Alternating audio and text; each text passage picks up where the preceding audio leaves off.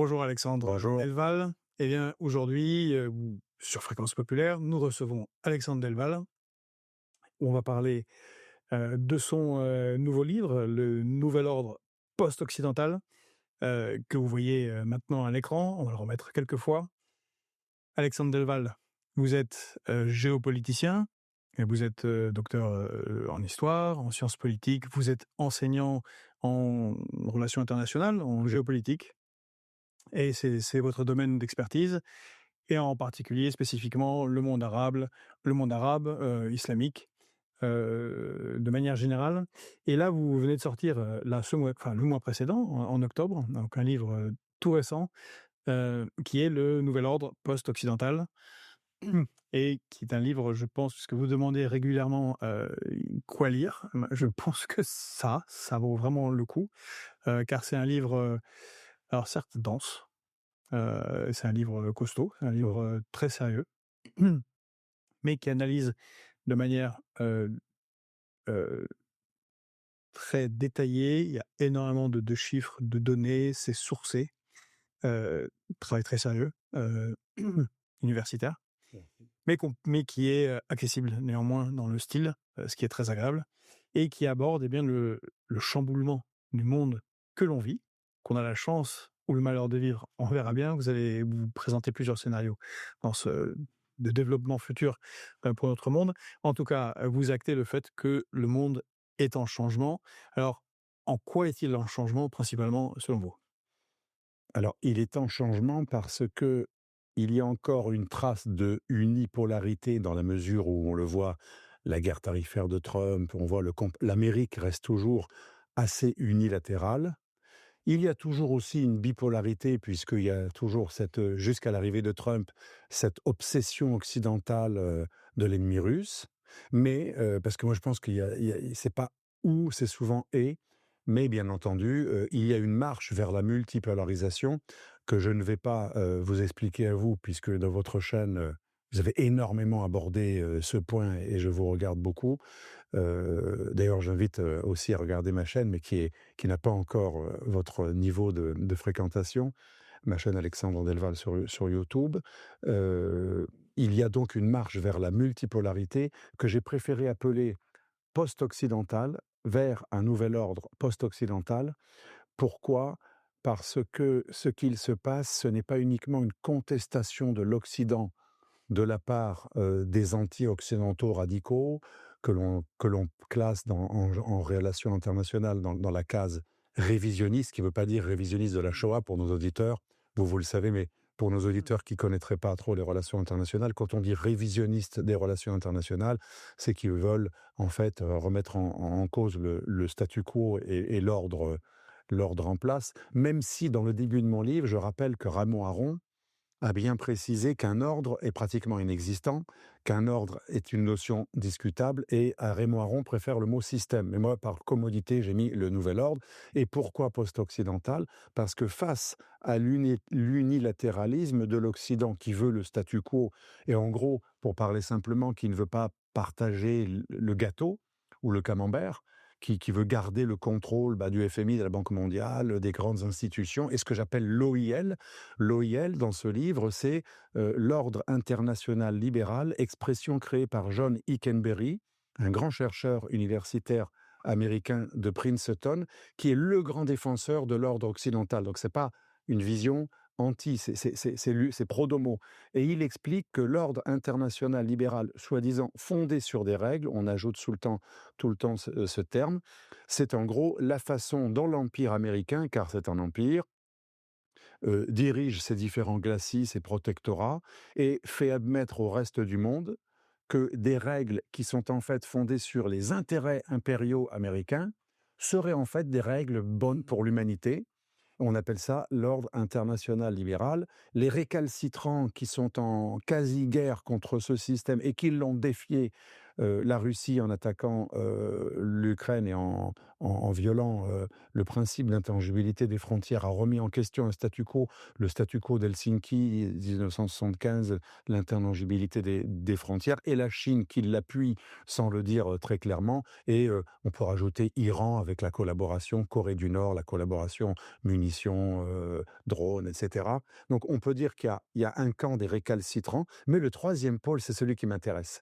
C'est le pôle que vous avez parfaitement étudié en allant, à Rio ou à Kazan, à analyser toutes ces nouvelles instances multipolaristes.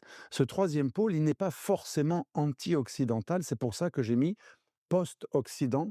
Dans le post-Occident, on peut inclure le camp des anti-occidentaux qui pensent que l'Occident est leur ennemi, mais on peut mettre dans ce même bloc, qui n'est pas un bloc, dans cet ensemble hétérogène multipolaire, on peut mettre aussi ceux qui sont parfois alliés à l'Occident, Turquie, Inde, qui ont des accords de défense sécuritaires extrêmement importants avec Israël, avec les États-Unis, avec la France, qui nous achètent des armes, etc.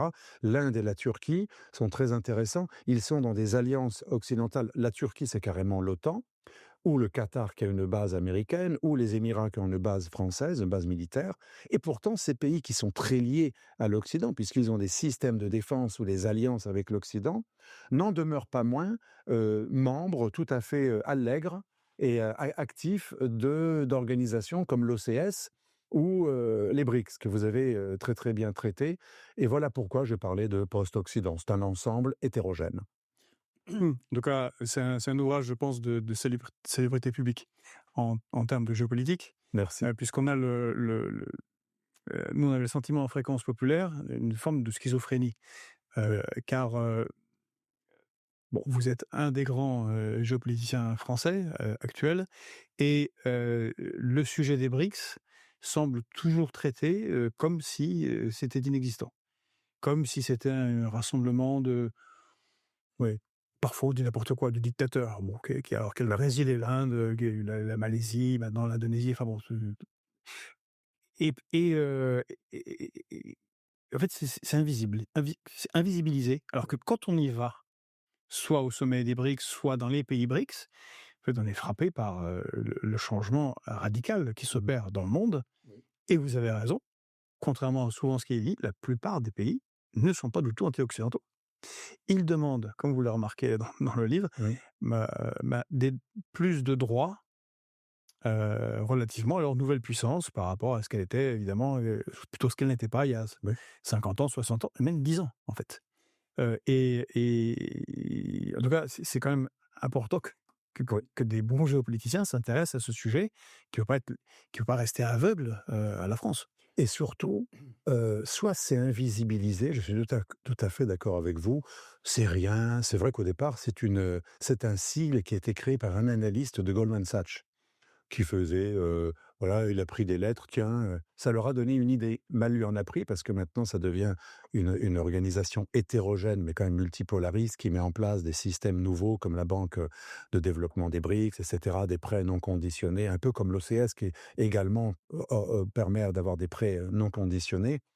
Et c'est très intéressant de voir que cette organisation finalement, non seulement, elle est, hétérogène, mais elle n'est pas, inamicale. Elle veut quoi? Elle veut, et alors voilà, je reviens, elle est invisibilisée, ou alors pire, on oublie son hétérogénéité, et souvent les peu de géopolitologues, ou ça surtout des politiques ou des journaleux qui en parlent, quand ils en parlent, ils présentent ça soit comme des ploucs qui n'arriveront pas à grand-chose, ils sont ridicules, ils nous arriveront jamais à la cheville, soit comme un bloc d'ennemis.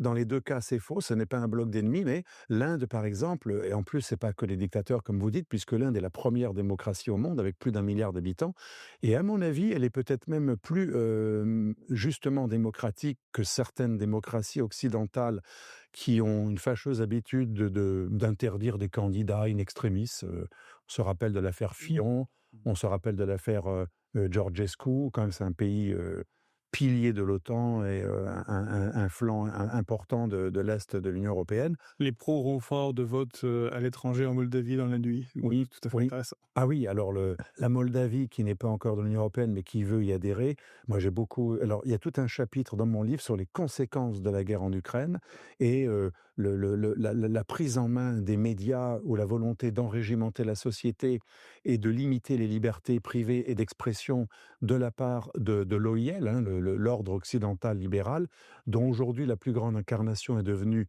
l'Union européenne, puisque Trump a rompu avec l'ordre international libéral pour revenir vers un unilatéralisme beaucoup plus national. Eh bien, on se rend compte qu'en Moldavie, on a trouvé que les élections étaient, qui ont permis de battre, les forces neutralistes, si j'ose dire, parce que c'est pas vraiment pro-russe, souvent c'est des neutralistes.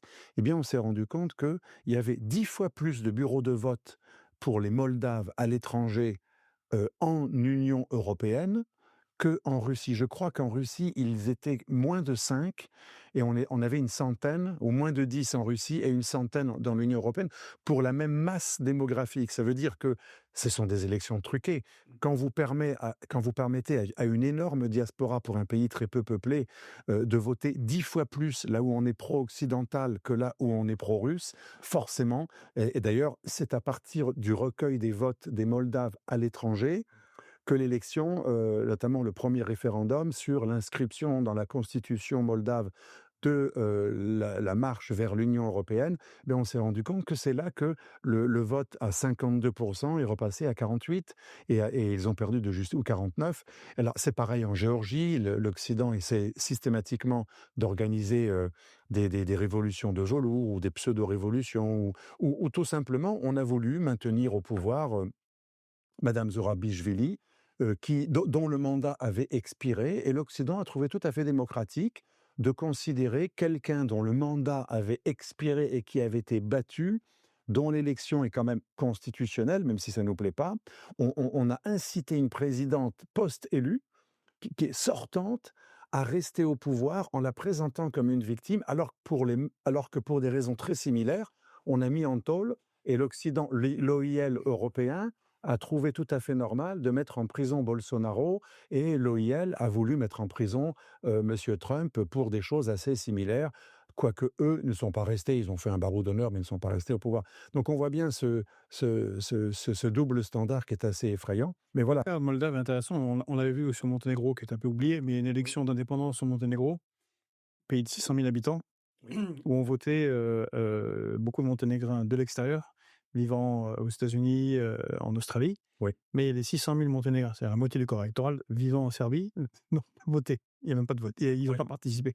C'est interdit de participer. C'est tout à fait incroyable. C'est vrai qu'à l'époque de Djukanovic, le Monténégro était un refuge de mafieux internationaux, y compris des gens qui sont de mes origines. Il y a tous les mafieux italiens du Sud étaient au Monténégro. Un repère de mafieux, ce pays est devenu indépendant et je pense que beaucoup de Monténégrins restent serbes dans leur cœur. Moi, ça m'avait frappé quand j'avais présenté mon premier livre il y a 30 ans en Serbie, traduit par un éditeur que j'ai perdu de vue, mais qui était un éditeur d'État très connu. Ce qui m'avait frappé, c'est que j'avais rencontré beaucoup de Serbes dont la plus grande fierté était des Serbo-monténégrins, et on m'avait expliqué que l'élite de l'armée et de l'État serbe, c'était souvent des Monténégrins. Donc nous faire croire que ces deux peuples sont distincts, non, c'est les Serbes des montagnes. Mais la politique américaine, vous le savez mieux que moi, depuis la guerre du Kosovo, qui est à mon avis une matrice. La guerre du Kosovo, c'est une matrice d'ingénierie sociale et politique et idéologique, où on divise des pays pour mieux régner, on crée des animosités entre le paria sanctionné et ceux qui voudraient se laver les mains, bah, en s'éloignant du paria. Vous savez, souvent en communication, on parle de bâton merdeux, excusez-moi la trivialité, mais qu'on peut attraper par aucun bout. Et une fois que vous avez mis quelqu'un paria, et c'est vrai que c'est humain, ceux qui ne veulent pas être dans l'opprobre et dans les sanctions, on leur dit, bah, si tu deviens indépendant, tu t'éloignes de ce salopard qui était ton frère, là tu seras bien traité. Et c'est comme ça qu'on a fait une ingénierie de division de toute l'ex-Yougoslavie. Et c'est comme ça aussi qu'a commencé la guerre en Ukraine. Comment a commencé la guerre en Ukraine? La plupart des Ukrainiens étaient très neutres, puisqu'en 2010, ils avaient à nouveau voté pour un pro-russe, alors que ça avait fait une révolution anti-russe 5 ans plus tôt. Ça prouve bien qu'ils étaient 50-50. Comment on a fait passer 50-50 à 20-80? C'est très simple. Barroso dit aux Ukrainiens, vous n'aurez pas l'Eldorado européen, vous n'aurez pas nos fonds structurels, vous allez être privés de notre prospérité Si vous êtes pour ce salopard, vous signez l'accord d'association économique avec l'Union européenne où vous aurez rien. Barroso avait même fait un chantage que je raconte tout à fait en détail dans mon livre. Barroso est un véritable criminel parce que c'est grâce à lui que je pense que c'est vraiment l'éclatement de le passage de la crise à la guerre, c'est grâce à lui. Quand il dit à Yanukovych, si tu restes dans l'union douanière avec les Russes, qu'on te propose, mais si tu viens en même temps dans l'union douanière ou l'accord d'association avec l'Union européenne, ceci est totalement incompatible. C'est l'un ou l'autre. Or, l'Ukraine faisant 80% de son PIB avec le voisin russe, ne pouvait pas se faire harakiri. Monsieur Yanukovych, en plus, l'industrie était à l'Est, très liée, très imbriquée avec l'économie russe. On ne pouvait pas demander à un pays de casser les liens avec de 80% du PIB avec le voisin au profit d'un Eldorado européen assez quand même lointain, puisque les normes européennes sont tellement exigeantes qu'il aurait fallu des mois. Et Yanukovych demande de prendre un peu de temps. Il n'annule pas l'accord d'association. Il dit suspendons, remettons à plus tard. J'ai besoin aussi, moi, de négocier avec monsieur Poutine, qui quand même lui aussi exerce une pression. Laissez-moi le temps. Et c'est comme ça que c'est dérivé, puisqu'on a fait croire au peuple que le président pro-russe ukrainien corrompu voulait empêcher définitivement l'Eldorado, d'offrir l'Eldorado à des gens qui gagnent. C'est vrai que les Ukrainiens, ils sont mieux diplômés que nous, mais ils gagnent 300 € par mois. Et on peut les comprendre. On les a achetés, en fait, parce qu'il y a de plus bas, par en gros, on leur a fait croire qu'ils allaient être privés de bouffer. Parce qu'on leur a fait croire que le seul horizon, l'horizon indépassable, c'est l'Union européenne. Et c'est très grave parce que c'était Alors, il y avait une option neutraliste, comme vous dites. Oui. Parce que je crois que c'était Il y avait une chemin qu'on voulait trouver, absolument. qui aurait permis à l'Ukraine de se développer de manière. L'Europe n'a pas voulu la paix. C'est ça qui est grave. L'Europe qui promet la paix à ses peuples depuis des années n'a pas voulu la paix en Ukraine. Elle a favorisé les conditions du passage d'une crise interne à une guerre civile, doublée d'une guerre civilisationnelle et géostratégique entre les pro-occidentaux et les pro-russes. Et ça nous rappelle, je ne vais pas être trop long, mais juste Huntington, Samuel Huntington, dont on a dit qu'il avait inventé, qu'il voulait la guerre, qu'il avait... Son livre ne s'est trompé sur rien. En 1996, il écrivait « L'Ukraine étant un pays tiraillé, pour des raisons économiques, sociales, religieuses et politiques, et identitaires et linguistiques, c'est un pays qu'il sera facile de rendre vulnérable. » Et lui, il le dit un peu en le regrettant, tandis que d'autres stratèges comme Brzezinski, si vous connaissez très bien, Jusqu'à, j'allais dire. Brzezinski dit c'est un coin qui permettra de faire priver la Russie de l'accès à la mer chaude de la mer Noire et à l'Europe. Sans l'Ukraine, la Russie n'est plus un empire. Donc on voit bien que cette ingénierie sociale a été travaillée par les Anglais, les Américains, l'OTAN et l'Union européenne, qui n'était un protectorat américain depuis à peu près les années 1999, puisque le premier rapport de Brzezinski, qui conseille de travailler les Ukrainiens pour en faire un bélier contre les Russes, c'est 1999. Donc, bien avant la révolution orange. 16, c'est le grand échiquier. Alors, le grand échiquier, il parle de priver l'Ukraine de la Russie de l'Ukraine. Voilà, mais sa note qu'il envoie au président de l'époque, c'est encore Clinton. Ça date d'avant l'arrivée de Bush, donc c'était les années 99-2000. Alors, certains diront que ça, ce sont les thèses Du narratif russe. Du narratif russe, et que donc vous êtes vous aussi un agent. Sauf que dans mon livre, tout est sourcé. Et ce sont pratiquement c'est ce que j'ai tout le temps, comme Jacques Beau. Alors, bien sûr, lui, il est beaucoup plus spécialiste, et je le cite, mais comme Jacques Beau, je prends un malin plaisir à ne citer que des sources américaines, anglaises, de gens qui, en général, sont plutôt du camp anti-russe. Donc ça va être difficile de dire que c'est un narratif pro-russe, sinon Kissinger, George Friedman, et même George Kennan, que je cite beaucoup dans le livre, pour nos auditeurs, le concepteur. Voilà.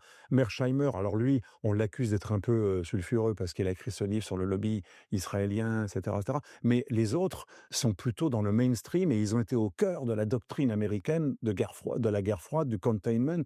Donc, quand on cite ces gens, il est beaucoup plus difficile de nous taxer de reprendre un narratif russe. Si, quand même, ils le font. Les fours. Oui, c'est pas ça qui les ennuie. Non, John Mearsheimer vient de faire un discours le 10 novembre devant le Parlement européen. Oui. Où il explique les causes de la guerre et comment il voit le futur de l'Europe. Il ne le voit pas très, très brillant. Heu, voilà, lui aussi est un agent du Kremlin alors que ça il n'a fait West Point, et il est le chef de file des réalistes américains. Bon, tout ça est évidemment Absolument. ridicule, mais c'est ça que, là alors on reviendra sur ça, mais sur cette invisibilisation, ce refus, de voir.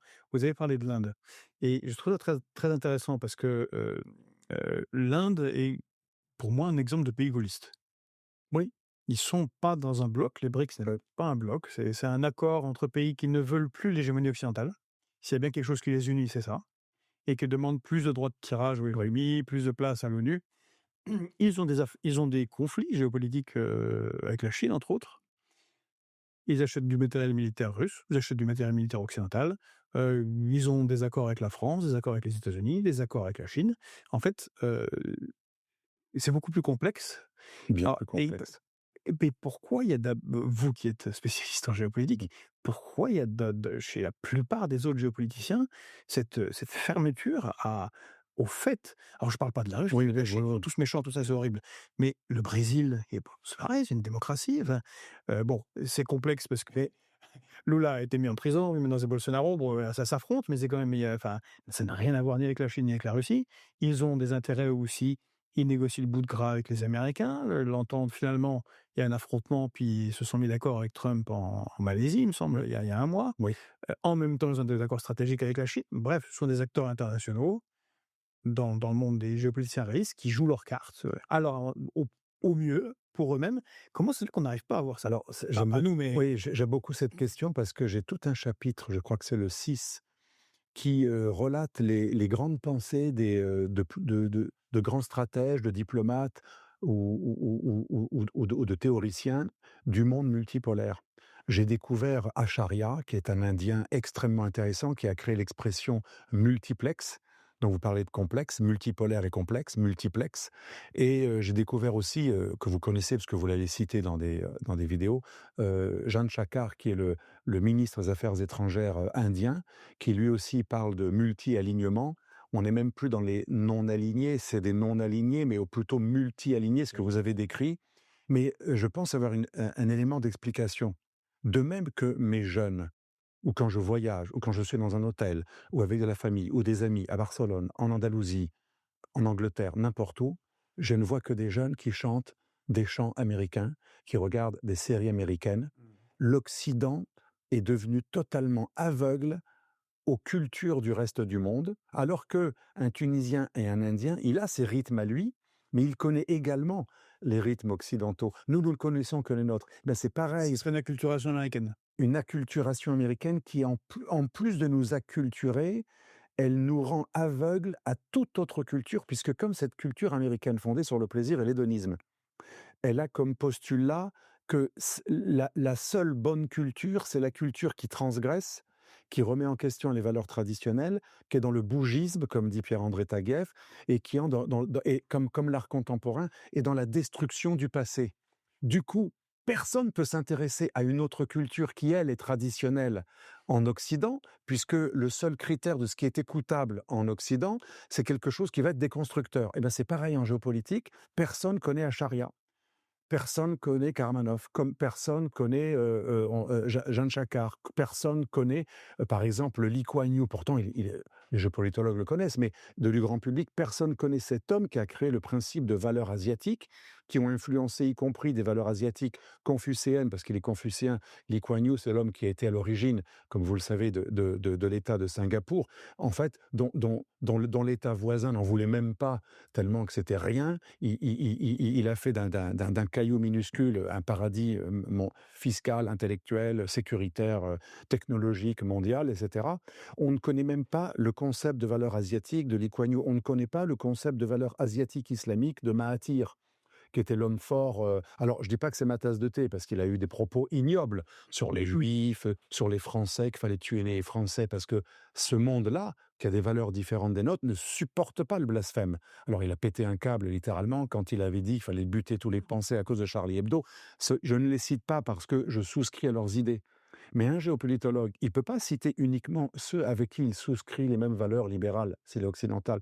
Il doit aussi comprendre que dans le reste du monde, il y a un certain nombre de penseurs et même de dirigeants conseillés par ces penseurs qui veulent un ordre qui soit plurinormatif. Encore une expression de Jean Chakar ou d'Acharya, les deux idéologues ou diplomates indiens actuels qui ont beaucoup conseillé. L'un est mort, l'autre est toujours en service.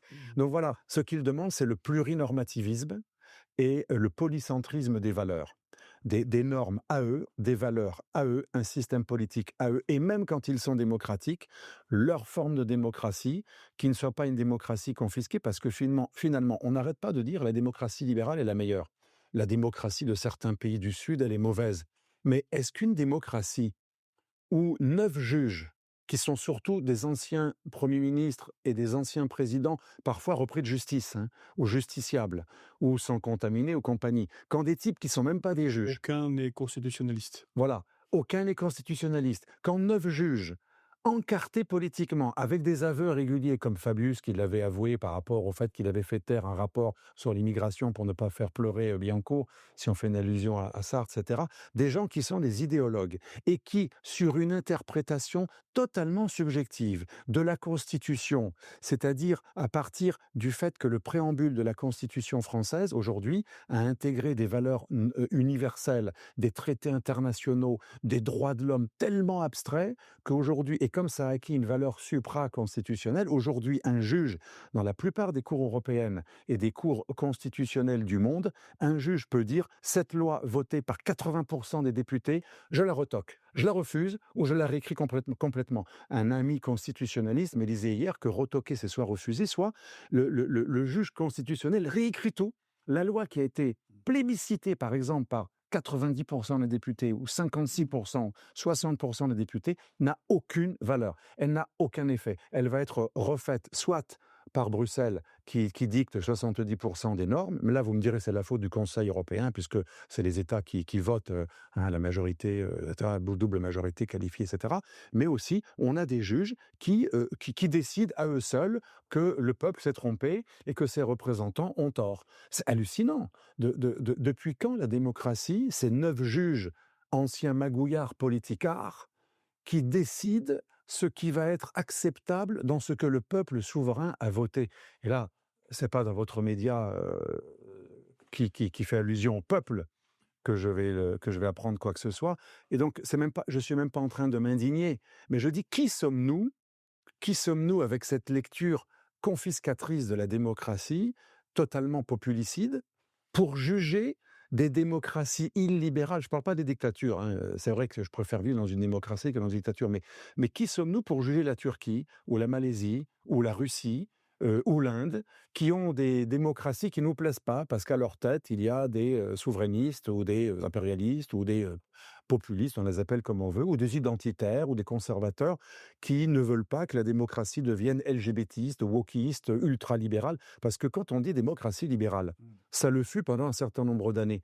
Il y a tout un chapitre là-dessus. Le problème de l'ordre international libéral, le fameux OIL de John Hickenberry, il a de plus évolué vers un ordre libéral libertaire, déconstructeur. Et c'est pas pareil. Moi, je me rappelle quand j'étais jeune, l'ordre libéral, ça voulait pas dire la gay parade avec des gens qui se mettent de l'huile sur le corps, qui se touchent les parties devant tout le monde, à indigner des mères de famille. C'était pas ça, le libéralisme. Le droit des homosexuels existait, mais il y avait pour tout le monde, homo ou hétéro, il y avait la notion de pudeur. Il y avait, je me rappelle, dans le code civil, la notion de bonne moralité, y compris pour être élu, il y avait des impératifs dans la loi, dans les mœurs, être de bonne moralité, être décent, ne pas attenter à la pudeur. Tout cela, qui existe encore dans la loi, a volé en éclats. Common à cause de- decency Pardon le common decency Voilà. d'Orwell. Alors merci, c'est le mot le plus adéquat, la common decency a disparu, comme le mot. Et y compris sur les questions économiques, parce que Oui. il n'imaginait pas non plus un monde dominé par des multinationales qui dictent leurs lois également aux États ou vont en contre des décisions des élus du peuple, puisque Oui. les traités de libre-échange avec leurs tels qu'ils sont Et leurs arbitres. sont une négation de la démocratie. Et oui, moi, ce qui me frappe le plus, c'est ça. Voilà. Ils veulent remplacer les juges en cas de litige par des arbitres qui sont eux-mêmes nommés par les multinationales. Ce qui fait qu'on a une perversion, comme vous le dites, du concept même de libéralisme, c'est comme démocratie ou socialisme, il faut définir les mots, parce que là, effectivement, on a d'un côté une justification en disant « mais non, regardez, c'est très démocratique, puisque les droits sociétaux s'accroissent systématiquement ». Mais oui, mais sur le fond, la vraie démocratie, c'est on choisit son fonctionnement économique. Normalement, C'est c'est pas majoritaire. 4 Ah oui, ou 9 juges ou oui, 20 membres d'un tribunal oui, bizarre, on ne sait même pas où ils se réunissent, composé de responsables de multinationales qui disent: «Oh ben non, votre loi là ne nous plaît pas». D'ailleurs, en parlant des juges constitutionnels, c'est amusant, ils aiment beaucoup le préambule de la Constitution, mais oui, mais ils arrivent à rater toujours le passage sur c'est bizarre. le droit un travail Oui, et en vivre dignement. Celui-là, oui. ils n'arrivent pas à tomber dessus. Mais en Ils général, doivent le lire, c'est pas très long, hein, oui. Je faudrait suis tout qu'on à fait d'accord avec vous et ce qui est le plus choquant et j'en parlais avec un ami qui est à la Cour pénale internationale, qui est un grand constitutionnaliste et avocat, il me disait: «C'est un véritable coup d'État, législatif et juridictionnel» puisque aujourd'hui dans le préambule, des valeurs abstraites qui sont liées à des traités ou même parfois des déclarations qui n'ont même pas une valeur contraignante, sont devenues supérieures aux articles de la Constitution. Un juge constitutionnel ne va pas regarder si une loi sur les étrangers ou sur la famille va être conforme aux articles de la Constitution voulus par Debré et De Gaulle. Non, il va regarder si c'est attentatoire à des valeurs abstraites, très idéologisées, universalistes, planétaristes, sans frontiéristes, qui sont inscrites dans le préambule de la Constitution, qui n'est pas seulement un préambule, il est devenu supérieur à la Constitution. Donc, c'est même anticonstitutionnel. On pourrait dire que le constitutionnalisme aujourd'hui des cours pénales, des cours constitutionnelles, des cours suprêmes des différents pays occidentaux, c'est devenu anticonstitutionnel puisque le préambule annule la primauté de la Constitution, ou la conformité, la nécessité de conformer la loi à la Constitution.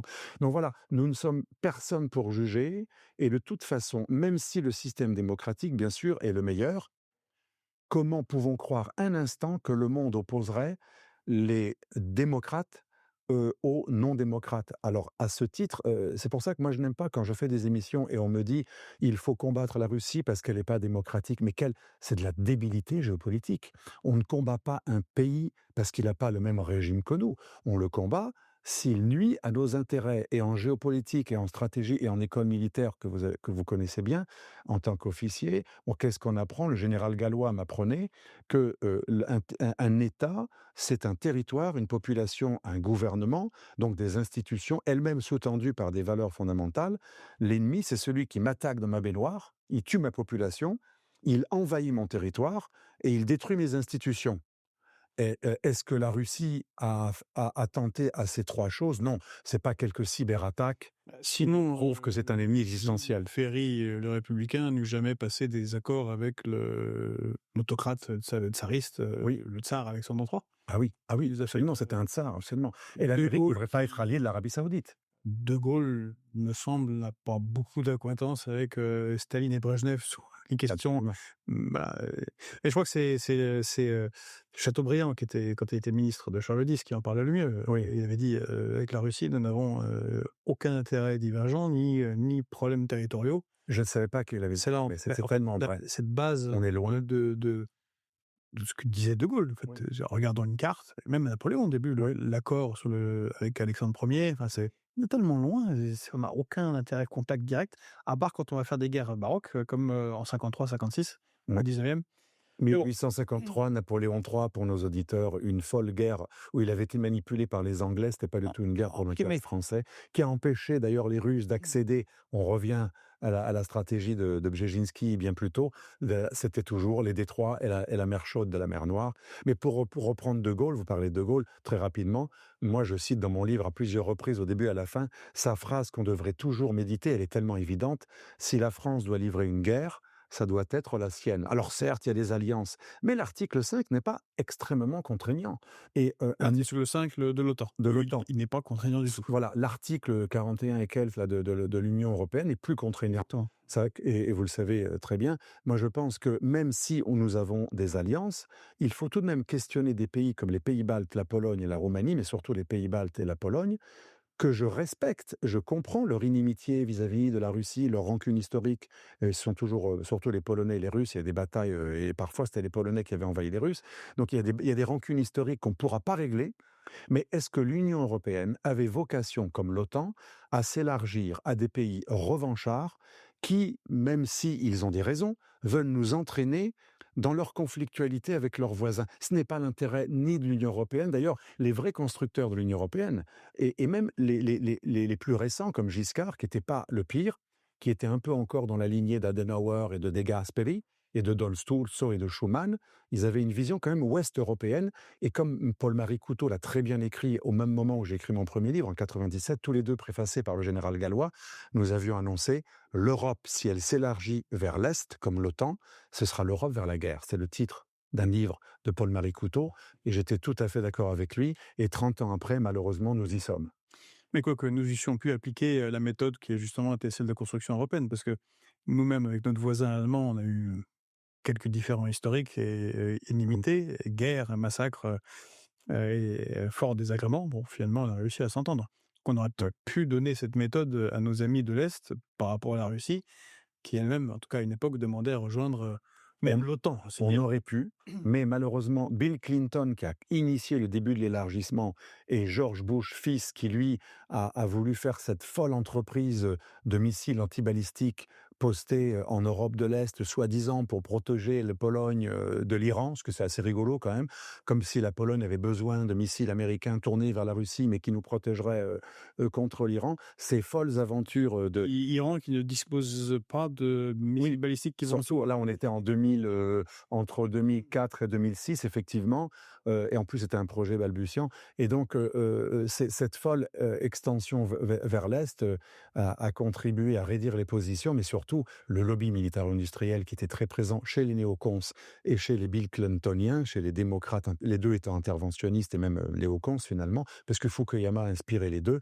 Leur but, c'était de refourguer des armes à des pays de l'Est revanchards, donc ça les arrangeait, mais aussi, plus l'OTAN et l'Union européenne avaient en son sein des pays foncièrement russophobes, encore une fois, je ne les juge pas, c'est leur droit d'être russophobes, ils ont des rancunes, mais est-ce que nous devions faire devenir ces instances des instances sur le point d'être en guerre avec la Russie, puisque deux empires ne veulent pas être en contact, plus l'empire occidental, l'OIL, s'est mis en contact avec la Russie, c'est-à-dire a fait en sorte qu'un missile n'est plus interceptable à 12 minutes, mais à 3 minutes. Un enfant peut le comprendre. Un empire ne veut pas que ces systèmes d'interception n'aient pas le temps d'intercepter une arme ennemie ou qu'eux-mêmes soient interceptables par un anti-balistique voisin.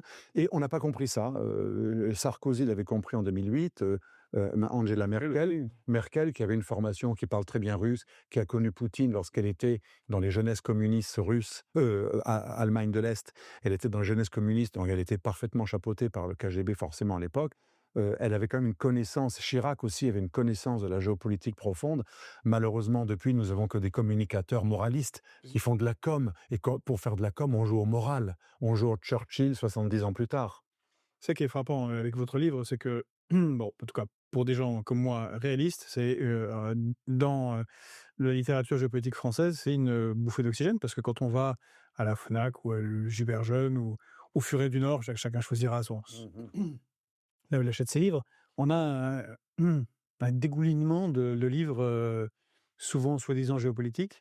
Poutine dictateur, Xi Oui. Jinping dictateur, Modi dictateur. En fait, C'est pas un verbe de jeu. très intéressant en fait. Je suis beaucoup de répétitions Oui. et peu de perspectives.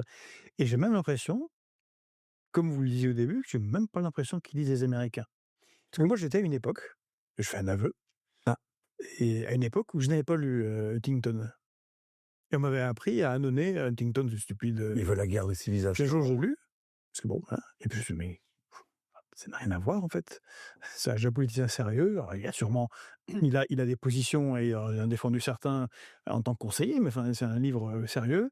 Et visiblement, ils n'ont pas lu Zbigniew Brzezinski. Parce que Beaucoup ne l'avaient pas lu. qui lut le grand. Là aujourd'hui, je conseille vraiment. C'est un livre. En plus, c'est assez court. Le Grand Échiquier. On comprend très bien le retournement des Américains en Ukraine. C'est écrit dedans. C'est Faut annoncé. essayer. Et si ça rate, la chose à éviter, c'est une alliance globale entre la Russie et la Chine. Donc là, D'ailleurs, c'est José qui l'a dit à la fin de sa vie. mais oui, À la fin de sa vie, hein, vous le savez, lui qui était le plus grand russophobe, il a dit: «Est-ce qu'on n'a pas raté un coche parce que finalement on a mis les Russes dans les bras des Chinois?» Et il a eu un élan de lucidité à la fin de sa vie. Mais vous connaissez bien sûr aussi George Friedman, l'homme qui a créé Stratfor, qui donc c'était l'ombre de la CIA, Donc c'est une agence, c'est pas Stratpol, Oui, oui, The Stratfor. Daily Mirror, c'est je sais que vous le savez, mais pour nos auditeurs, c'est Stratfor américain et il conseillait le Pentagone et la CIA et il faut regarder, je sais que vous l'avez vu, mais pour nos auditeurs, je raconte dans ce livre cette conférence qu'il a faite au Global Chicago Institute. Il présentait, son livre sur les prochaines années et c'est extraordinaire ce qu'il dit. C'est d'une franchise et là, c'est un homme qui a compté, il a influencé la politique américaine. Donc c'est pas une discussion de café ou un espèce de philosophe, et il dit: La pire configuration pour les États-Unis, ce n'est pas la Chine, c'est pas ce qui nous menace le plus. Après, on lui pose une question: «Et l'islamisme radical?» Il dit: «Oh alors ça, on peut le traiter facilement». Bah, bien sûr, ils ont contribué à le mettre en place contre l'Afghanistan, contre Kadhafi, très récemment contre Bachar el-Assad, donc sont habitués, et cetera. Il dit: «La pire configuration pour le règne de l'empire américain, ce serait le capital allemand et le savoir-faire allemand avec la force et les énergies russes». Et il dit: «Tout doit être fait pour organiser une stratégie de déstabilisation et de division de nos ennemis, des alliances que Brzezinski appelait anti-hégémoniques, et de mettre un coin entre les deux». Et il dit: la question que nous avons, nous, en 2015, il faisait cette question en 2014 ou 2015, c'est: que va faire l'Allemagne? L'Allemagne va-t-elle continuer à être avec Gazprom? Donc elle va être durablement un peu prise en compte et tenue par les Russes, ou alors va-t-on l'aider, y compris malgré elle, à bifurquer vers l'Occident et à rompre avec la Russie? Donc toute la guerre en Ukraine est annoncée. Et là, pour nos auditeurs, c'est pas du narratif pro-russe. Attention, moi je précise, je ne justifie pas, comme Jacques Sapir, qui avait très durement condamné l'invasion russe de l'Ukraine. Je me rappelle les premiers jours, certains ont dit: ouais, c'est un revirement. Non, c'est parce que c'est un homme qui il cautionne pas quelque chose d'illégal.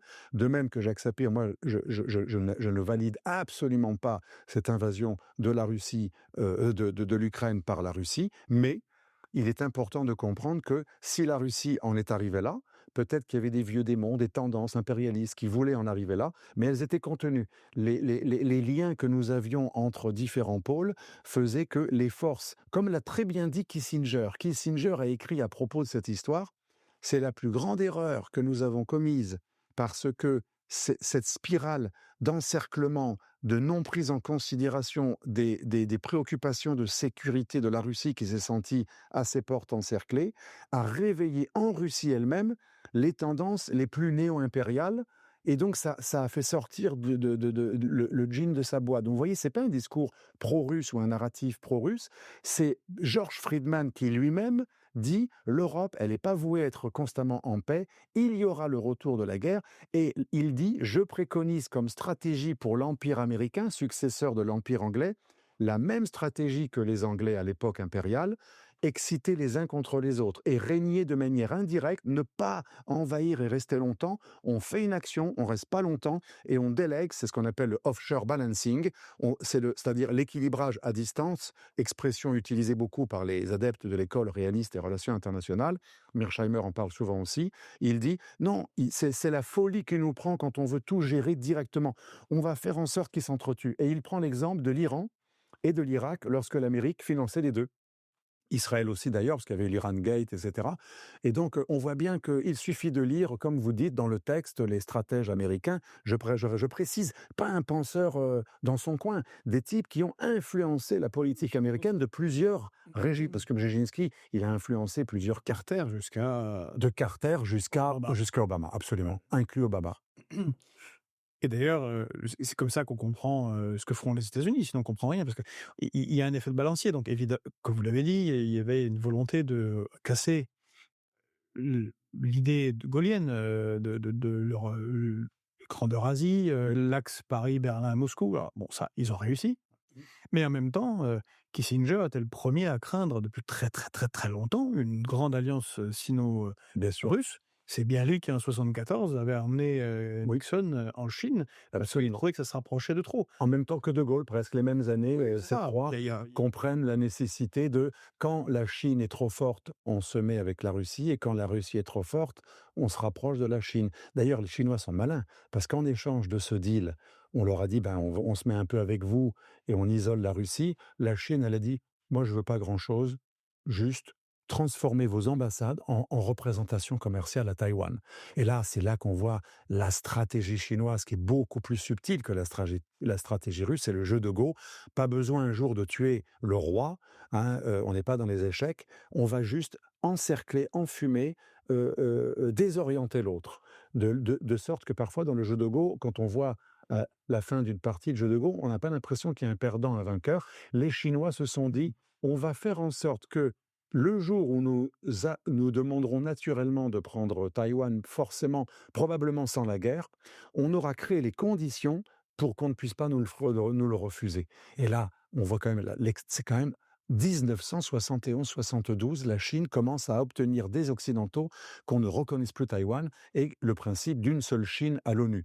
Donc moi je dis souvent, la Chine a déjà gagné à Taïwan, puisque quand l'Azerbaïdjan a massacré les Arméniens, 8000 de l'Astrak récemment, du Haut-Karabakh, avec un exil de 120 000 personnes en 48 heures, une purification ethnique digne de la Krajina à l'époque des Serbes en Croatie, eh bien, c'est passé comme une lettre à la poste. Mme von der Leyen a félicité la réélection de M. Aliyev à la tête de l'Azerbaïdjan. Pourquoi? Parce que l'Azerbaïdjan avait bénéficié des accords d'Helsinki, le statu quo des frontières reconnu, et donc il avait, malheureusement pour les Arméniens, à son avantage que le Haut-Karabakh faisait officiellement partie de l'Arménie pour le monde. Or, en relations internationales, si je suis reconnu par la plupart des pays du monde comme souverain dans telle zone, je suis quand même très peu critiquable quand je veux récupérer mon territoire. Inversement, les Serbes, aujourd'hui, ont obtenu que quelques pays ne reconnaissent toujours pas le Kosovo, mais apparemment, il me semble, je parle sous votre contrôle,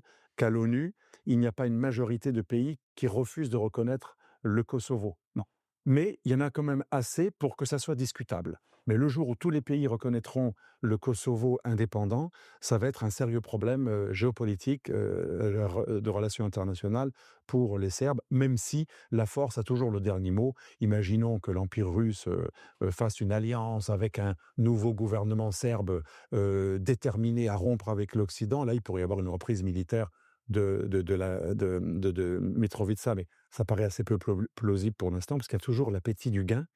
Les Serbes ne veulent pas quand même perdre un horizon européen qui implique de la prospérité. Ils le regretteront probablement, mais ça, parce qu'après, on va les enrégimenter et on va les maquer et on va leur dire quoi faire et on va être à l'origine de 80% de leurs lois. Mais pour l'instant, ils sont dans cette...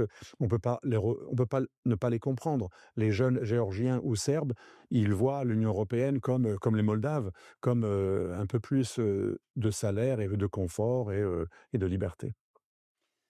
J'ai une question, complexe, enfin pas complexe, mais Mm. vaste, ouais, double.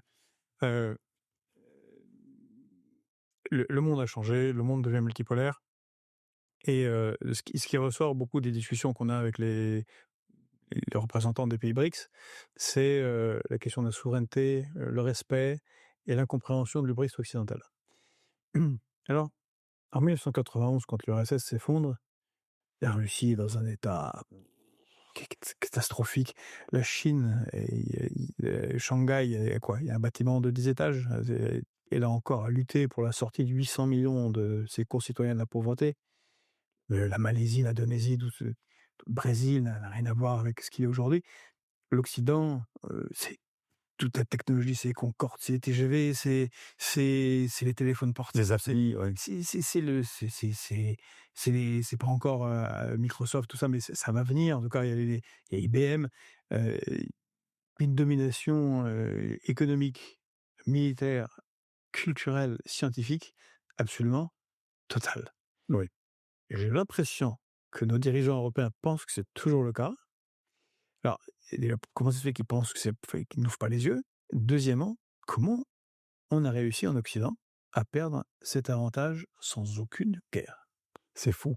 Alors c'est fou et c'est là, vous qui êtes, issu d'un souverainisme un peu social, vous allez vous le comprenez déjà parfaitement. C'est que c'est la logique un peu d'un capitalisme, d'un turbo-capitalisme déterritorialisé, fait de division internationale du travail, de rentabilité et cetera.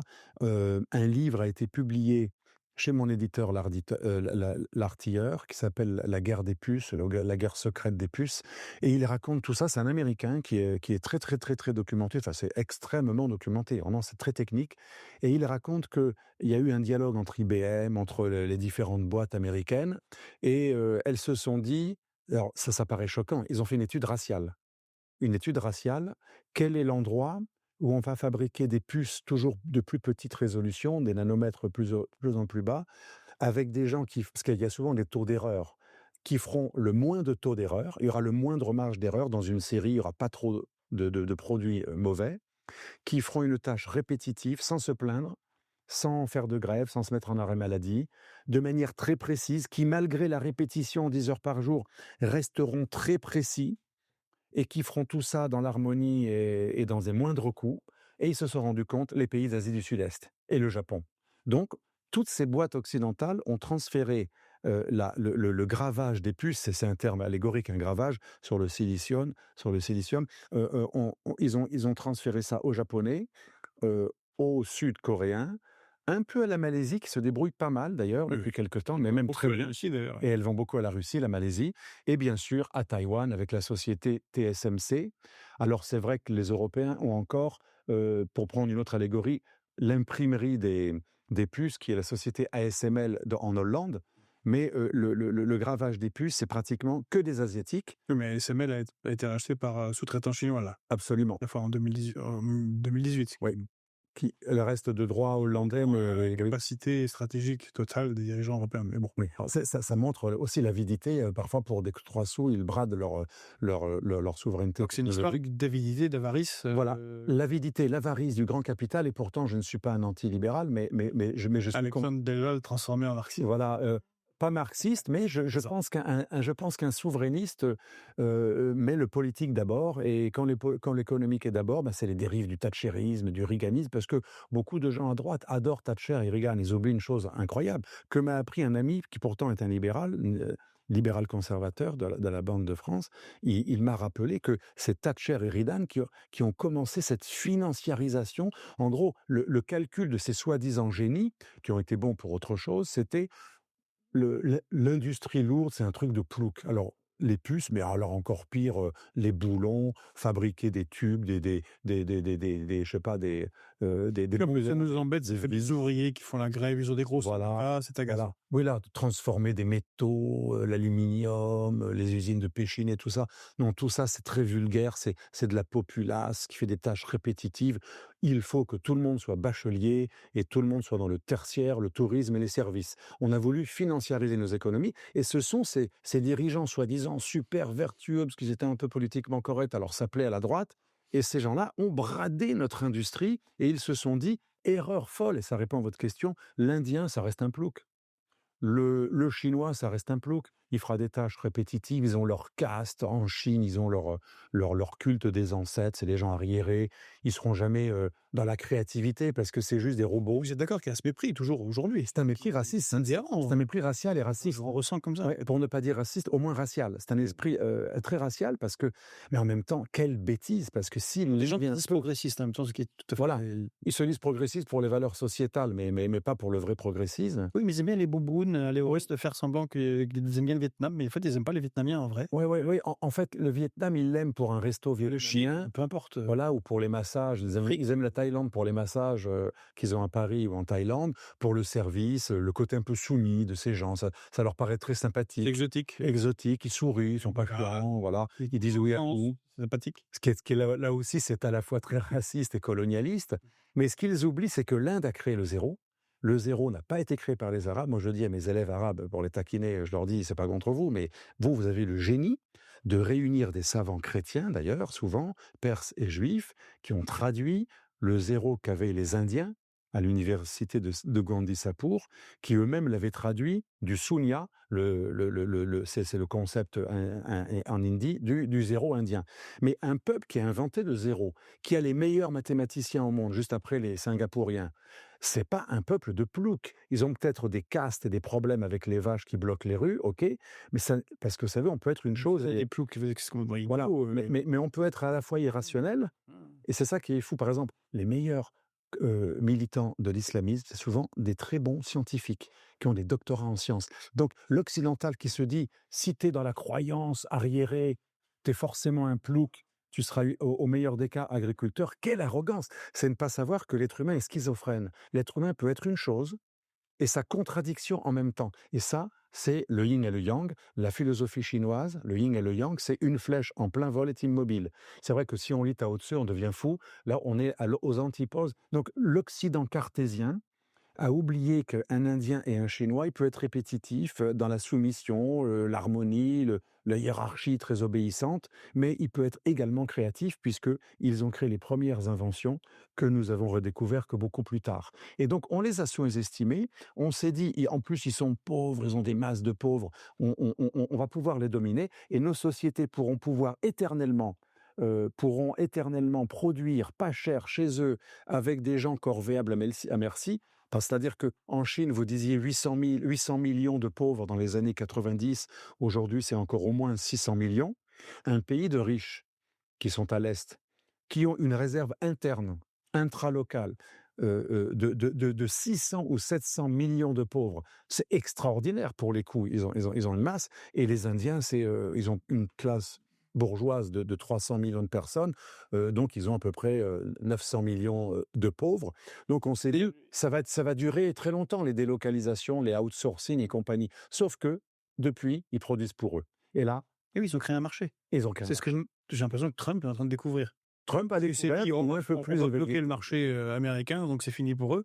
Ils se rendent pas compte que le marché chinois, indien, plus, tous les pays BRICS, Mais il est trop tard. oui, c'est fini maintenant. Comme dans le jeu de Go, il est trop tard pour tuer, contrairement à l'échec, pour tuer le roi. On est déjà enfumé, encerclé et tenu. Dans le jeu de Go, on tient l'autre, on l'encercle, on n'a même pas besoin de le vaincre. Là, ils n'ont pas besoin de nous vaincre, ils nous tiennent. Ils produisent tout. Les Indiens produisent tous les médicaments. Donc, si les Indiens font la grève du médicament, on crève tous de bronchite ou de mauvaise grippe. Donc, c'est assez impressionnant. Donc, aujourd'hui, on est arrivé au stade où la Chine est numéro 1 en parité de pouvoir d'achat. J'ai tout un chapitre sur les sanctions dans mon livre et les conséquences des sanctions et aussi quelques points sur les i en termes de, vous savez, quand on dit la Russie, l'Inde, c'est les pays plous qui sont très très loin. Non, non. En parité de pouvoir d'achat, l'Inde est loin devant l'Angleterre, elle est devant l'Allemagne et en parité de pouvoir d'achat, la Russie n'est pas 11 ou 15e, mais elle est 5e.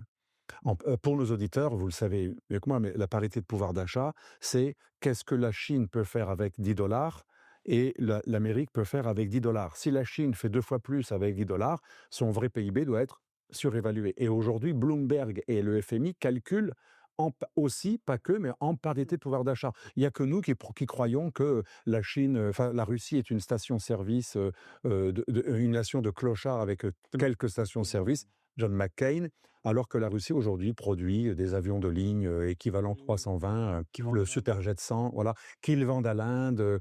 D'ailleurs, vous en parlez pas mal dans vos émissions. C'est frappant, en fait. Tout cela, non, mais c'est grotesque. Mais bon, C'est grotesque parce que l'Occident, de même qu'il écoute que ses musiques, de même qu'il ne lit que ses auteurs, de même qu'il voit même pas ce que pensent les grands penseurs du monde multipolaire, ils n'ont même pas compris que les soi-disant ploucs chinois ou indiens ne sont pas que des imitateurs. Aujourd'hui, un ami m'a dit récemment, un ami taïwanais, il me disait qu'il a sauvé un handicapé, c'est un grand médecin.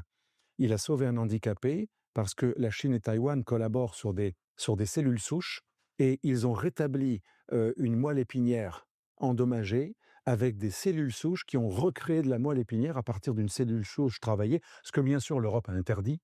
Au nom de la bioéthique, on interdit la cellule souche. On peut l'avoir que, par exemple, on peut prendre de la cellule souche dans votre flanc et aider à faire rétablir un cartilage, mais on ne peut pas faire pousser un nouvel organe avec... Ça, c'est interdit. Les Chinois sont en avance depuis 20 ans sur les cellules souches. Ils peuvent rétablir des organes qui ont été endommagés, qui ne peuvent pas renaître avec nos techniques à nous. Ils sont en avance sur les ordinateurs quantiques. Ils sont maintenant capables de faire, vous le savez, cet été, je rappelle dans le livre, la Chine a sorti un nouvel Android avec des chips, donc des puces de inférieures à 4 nanomètres. C'est-à-dire qu'ils sont aujourd'hui capables, mais pas avec la même technologie que la nôtre, parce que nous, on leur a empêché d'accéder à notre technologie de fabrication des puces. Ils ont trouvé un moyen différent de faire des puces de résolution presque aussi petite et dans maximum 2 ans, ils auront des chips à moins de 2 ou 3 nanomètres. Donc même dans le dernier domaine où on était les meilleurs, parce que les Américains avaient délégué le gravage des puces en Asie, mais ils en avaient, par, TSMC, par les Taïwanais, ils en avaient encore plus ou moins le contrôle. Aujourd'hui, la Chine n'aura plus besoin des puces de Taïwan. Donc ça va changer aussi l'enjeu autour de Taïwan. Allez, encore peut-être 2 questions, Mmh. après 2 questions. Une thèse intéressante, vous avez dit dans votre livre, vous dites que l'élection de Trump, mais comme la guerre en Ukraine, sont plutôt des accélérateurs Oui. et des symptômes du changement, mmh, en cours, en Oui. fait. Hem, Alors, la guerre en Ukraine, vous l'avez énormément traitée dans votre chaîne et je vous écoute encore une fois souvent, donc c'est très intéressant. La guerre en Ukraine, c'est mathématique. La géopolitique, souvent, c'est assez mécanique ou mathématique. La guerre en Ukraine, voilà, c'est souvent, hein, on veut faire, ce qui est tout à fait louable, hein, des moralement. rouages qui entraînent des rouages, qui Voilà. entraînent des rouages. Bah, par exemple, Israël, après on en parlera, Israël, Gaza, après Hezbollah, Iran, tout ça c'est enchaîné de manière très mécanique. Mais c'est pareil, on veut aider les Ukrainiens, pas trop loin, mais on veut un peu les aider pour se donner bonne conscience et parce qu'il y a aussi, l'oncle Sam qui rêve, qu'on remplace le gaz russe pas cher par l'éoduc, par le gazoduc, par du gaz, maritime, du GNL. Donc il y a tout cela et donc on ouvre, un champ de sanctions qui vont être drastiques et qui vont couper la Russie de systèmes de paiement et de toutes sortes d'approvisionnements, et cetera, et cetera. La Russie est obligée de s'organiser et ils sont très bons. Les Slaves orthodoxes, en général, sont assez bordéliques, on me l'a toujours dit, mais très, très bons dans l'improvisation et c'est pas un trait culturel, un lieu commun, c'est vrai. Les Russes s'organisent très vite. Les importations de produits, j'ai toute une liste dans mon livre, du Kazakhstan plus 300 l'Arménie 200 tous ces pays limitrophes, ou partenaires aussi, les Émirats, tout le monde commence à coopérer avec les Russes. Tout le monde se dit: «Bah, c'est génial, les C'est Européens». pourtant Orban qui, au Parlement européen, est mouché, Oui. la von der Leyen en disant: «Mais vous moquez de qui? Ouais, c'était Vous extraordinaire. avez vous commercez avec l'Azerbaïdjan, avec le Turkménistan, avec le Kazakhstan, vous avez multiplié par 10 vos exportations de BMW en Ouzbékistan», donc c'est intéressant. Tout le monde C'est vous une grosse foutaise. ah bah oui, Ah, moi, je suis allé pour mon enquête sur les sanctions, je suis allé, 8 jours voir les patrons français, de la chambre de commerce franco-russe de Russie et ils m'ont fait, visiter des malls, des endroits, ils m'ont parlé de tout ce qu'ils font et cetera. Ils m'ont dit: «Les sanctions, ça nous emmerde parce que c'est un peu plus compliqué. La banque chinoise, par exemple, la plus exposée, elle travaille plus avec nous, mais la banque chinoise non exposée travaille avec nous» parce que pour nos éditeurs, les sanctions ne peuvent pas être efficaces au niveau global, puisque ce sont des sanctions souvent conditionnées à l'utilisation de certains systèmes de paiement, de certains circuits et du dollar. Mais si vous n'êtes pas exposé au dollar, si vous n'avez pas de US person, c'est le critère du trésor, ouais. hein, et si vous n'êtes pas dans un circuit qui peut appeler une sanction, non seulement nous sommes aveuglés, par exemple, un exemple très concret, la Chine, on nous dit, elle achète moins de pétrole et de gaz russe depuis que Monsieur Trump a sorti l'artillerie lourde et le 19e paquet de sanctions européennes. Et bien moi, j'ai appris récemment, j'ai interrogé 4 traders dans mon livre cet été, donc des traders de gaz et de pétrole.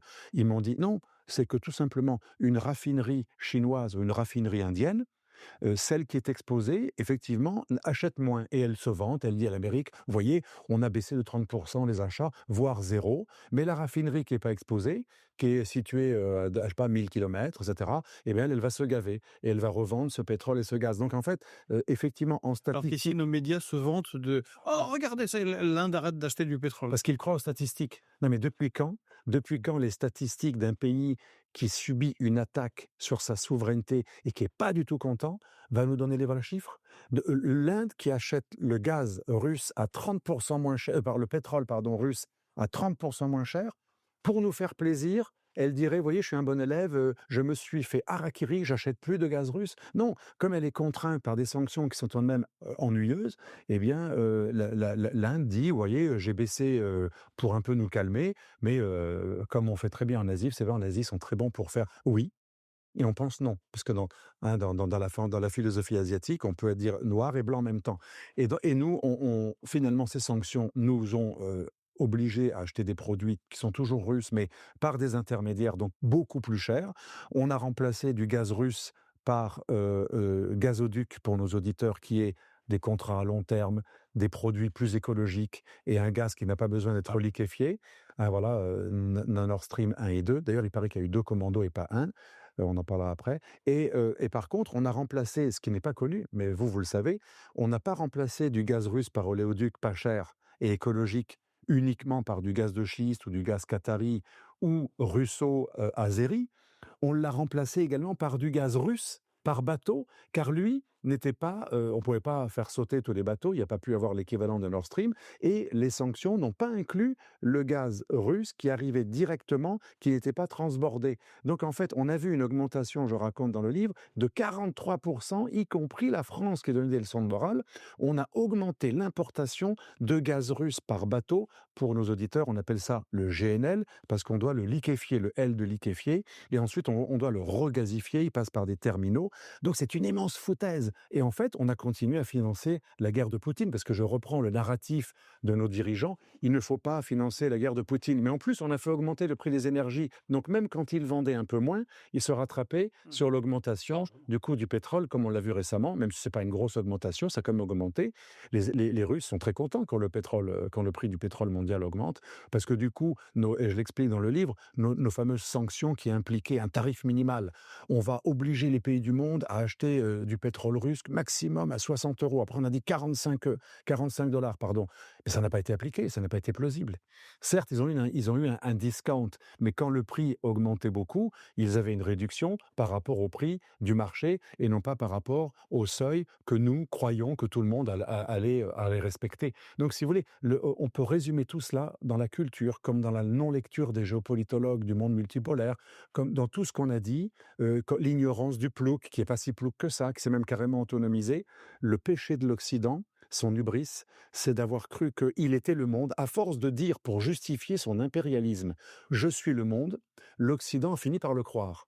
Et il croit que lui, c'est le monde, donc le monde, c'est lui. Donc ce qui est valable pour lui, il est valable pour les autres. Et finalement, si je suis le monde, il n'y a que mes auteurs qui comptent, il n'y a que mes références qui comptent, il n'y a que mes normes qui comptent. Mais quelle arrogance! Derrière ce pseudo-antiracisme qui consiste à dire « we are the world », comme dans la propagande des musiques américaines, en fait, il y a une énorme arrogance, parce que, en gros, j'oblige tout le monde à être comme moi. Voilà la thèse du livre en filigrane.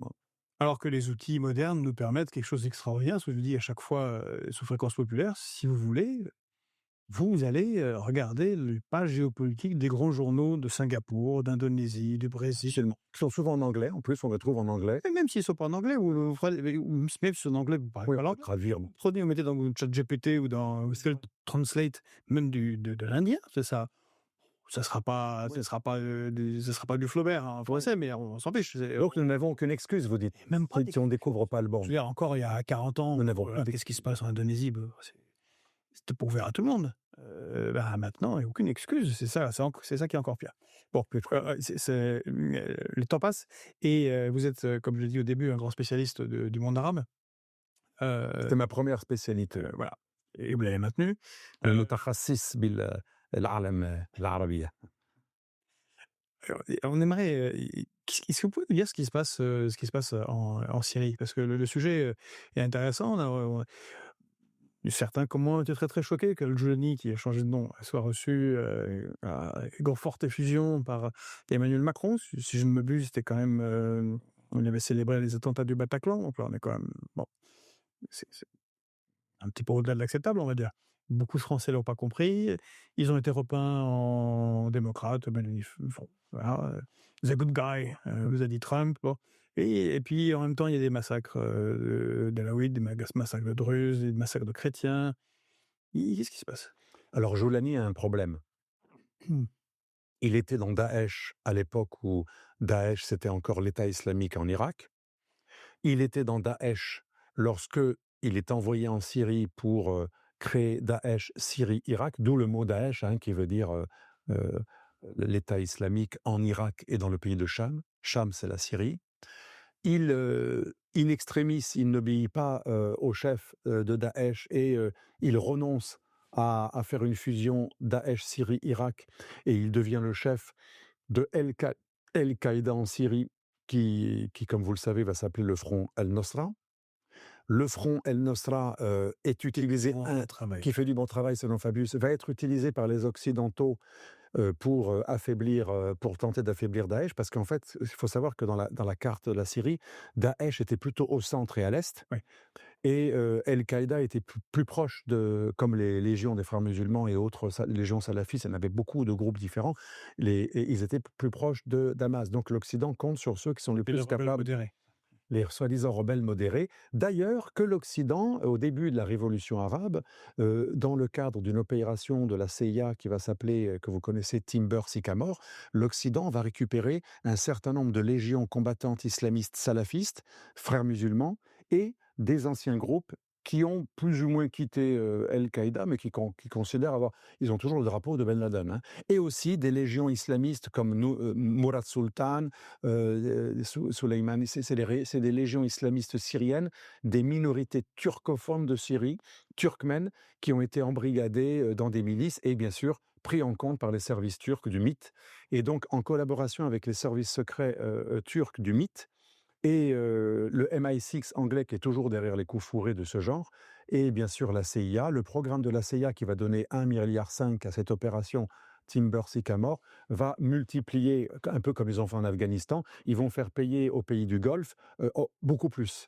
Donc ça va être beaucoup plus de milliards que ça, et on va arroser une demi-douzaine de groupes islamistes extrêmement dangereux, comme par hasard, que nous retrouvons aujourd'hui à la tête de la Syrie. Moi, j'ai fait le profil dans un article pour Valeurs du gouvernement qui sert de gouvernement à Monsieur Jolani, qui s'appelle en fait Shara, donc l'actuel ex-égorgeur modéré, comme dit Aberkan dans une formule très juste, devenu tout à fait respectable. D'ailleurs, on voit une photo de lui avec Mélanie qui est assez trouble, hein.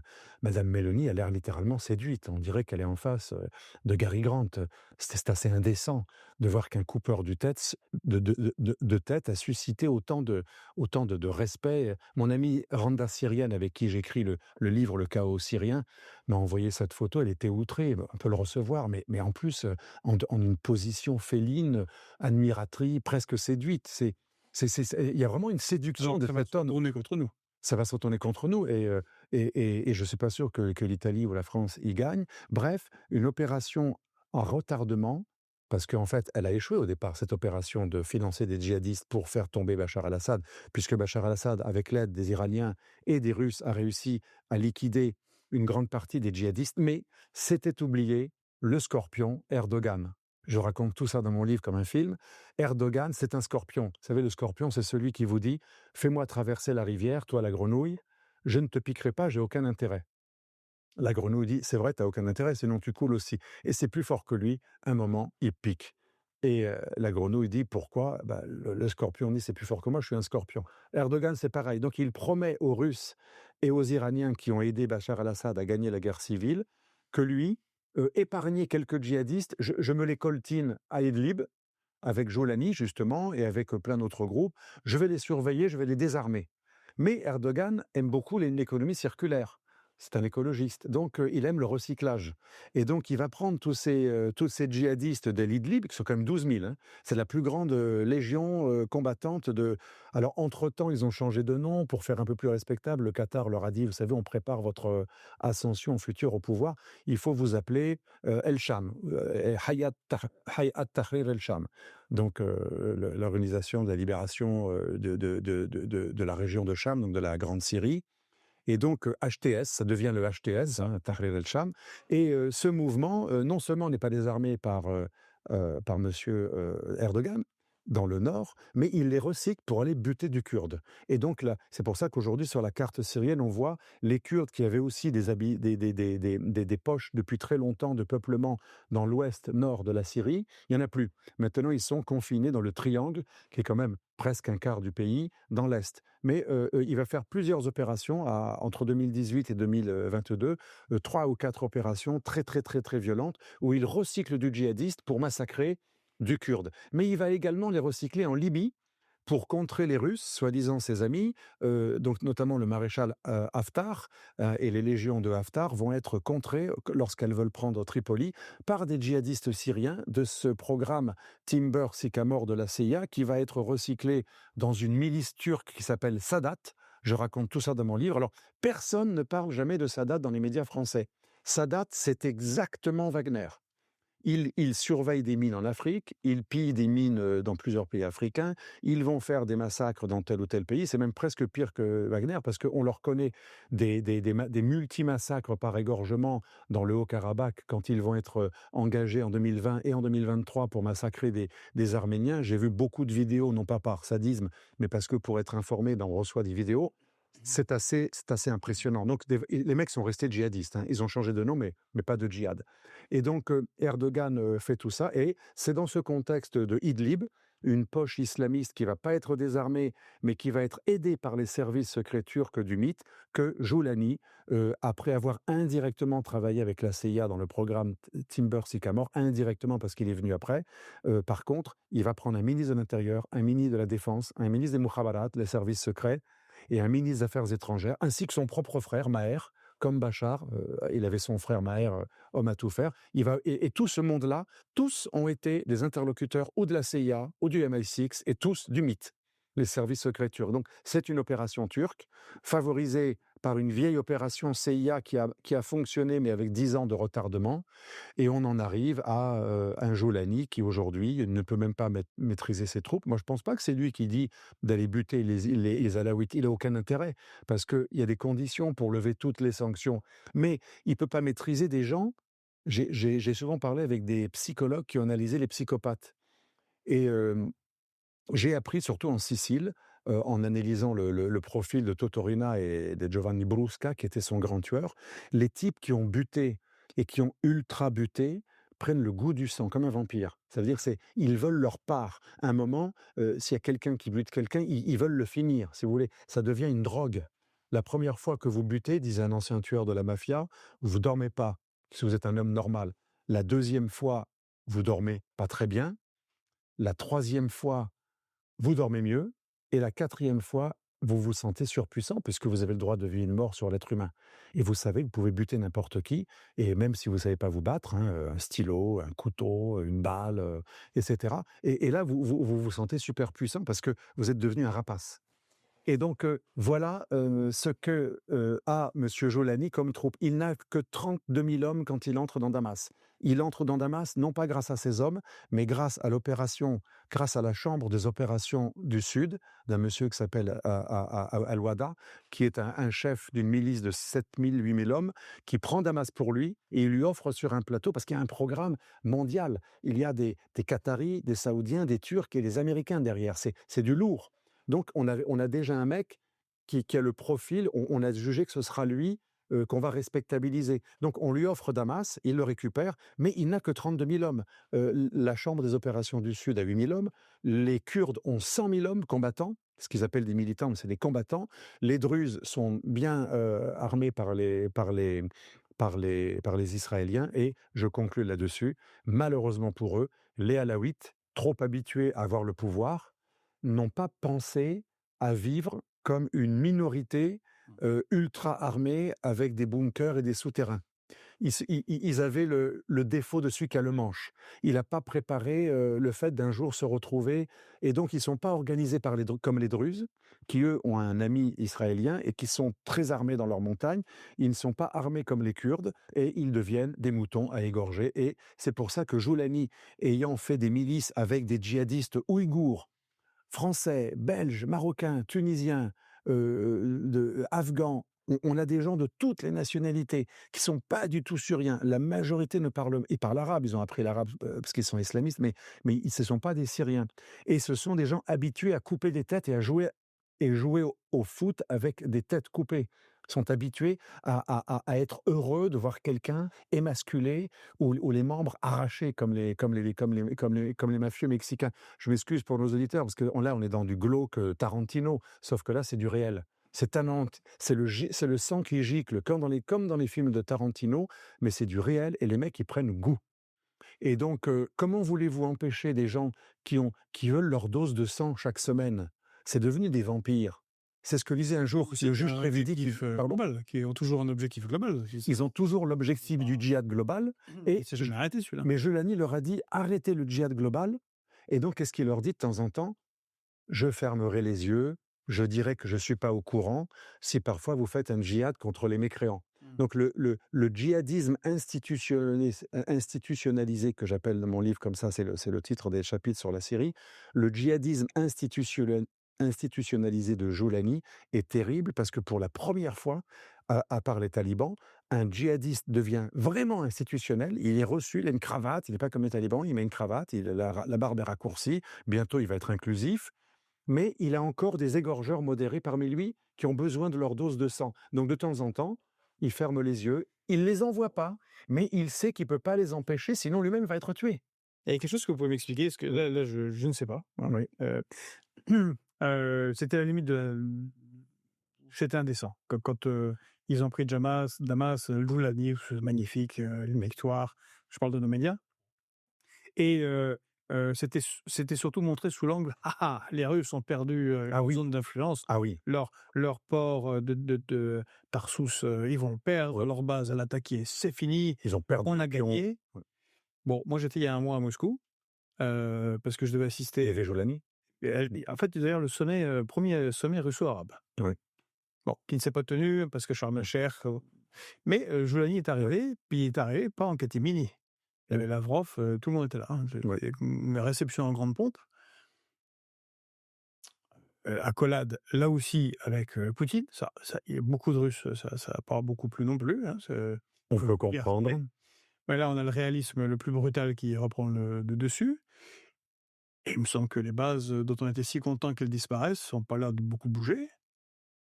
C'est la fin de mon chapitre sur les conséquences du 7 octobre, la guerre Israël, Iran, Hezbollah, Hamas, chute de Damas, et ensuite Poutine soi-disant vaincu et il n'a pas dit son dernier mot. Qu'est-ce qu'il a fait? Premièrement, Joulani a honoré tous les contrats stratégiques et militaires conclus entre la Syrie et l'Union soviétique, puis entre la Syrie et la Russie. Il a honoré tous les accords stratégiques, pas uniquement les deux bases. Et deuxièmement, non seulement les Russes ont gardé leur base, parce que Jolani veut un peu faire de la diversification. Les sanctions vont pas se lever si facilement, même s'ils le sont levés officiellement. Et il a besoin aussi de la reconstruction. Or, les Russes, ils s'en foutent des sanctions, ils sont méga sanctionnés. Eux, ils s'en foutent des lois internationales. Il se trouve que les Russes vont les aider à reconstruire. Donc, il y a un vrai intérêt pour Jolani. Mais en plus, au cas où ils les perdent, les Russes ont misé sur un deuxième tableau. Les Russes, et je le montre dans mon livre sur la partie sur la Libye, et ils ont institué dans le sud de la Libye et dans une autre base de la Libye, dans le règne, là où règne M. Haftar et ses deux fils, le maréchal Haftar, dont un des deux fils est très souvent en Russie et un autre très souvent à Istanbul. Ça prouve que les choses évoluent. Aujourd'hui, les Russes ont à peu près doublé, pas vraiment doublé, mais ils ont mis en Libye des systèmes de missiles et d'antimissiles qui peuvent d'ailleurs être préjudiciables à l'OTAN, à 300 km d'une base italienne de l'OTAN. Donc aujourd'hui, la Russie... Immense succès de l'opération de Sarkozy. En fait, c'est une immense... Oh oui, c'est incroyable, parce que les Russes, soi-disant vaincus, et je dis pas ça parce que je serais pro-russe et je m'en réjouis pas du tout, je dis juste que nous jubilons trop vite. Admettons que les Russes soient nos ennemis. Je dirais la même chose. Voilà, c'est à trop court terme. Voilà, On joue pas au go. voilà, à course de, on est content, ça c'est le court terme. Voilà, on a mis un djihadiste, un coupeur de tête à la place de Bachar al-Assad, c'est génial, on l'a eu. Ce djihadiste, il va être, alors là c'est encore l'erreur qu'on a répétée 10 fois, il va être notre obligé. Mais non, un djihadiste, quand vous l'aidez à arriver au pouvoir, il vous fait un bébé dans le dos, systématiquement, c'est normal, parce que c'est plus fort que lui. Un totalitaire ne va jamais répéter. Depuis Moscou, là, il y a un mois, ça ressemblait quand même beaucoup. Ça y ressemble beaucoup parce que il n'est pas dupe. Et les Russes ont un pouvoir de nuisance. Ils pourraient très bien, par exemple, miraculeusement, enfin par hasard, ils pourraient surarmer les Kurdes. Ils pourraient aussi surarmer les Druzes, puisque les Russes et les Israéliens, il n'y a que des antisémites dans l'extrême droite pro-russe qui croient que les Russes et les Israéliens sont les pires ennemis. Les Russes et les Israéliens s'entendent parfaitement. En tout cas, au niveau de la collaboration technique, Depuis information. longtemps, Netanyahou et Poutine étaient très, très copains.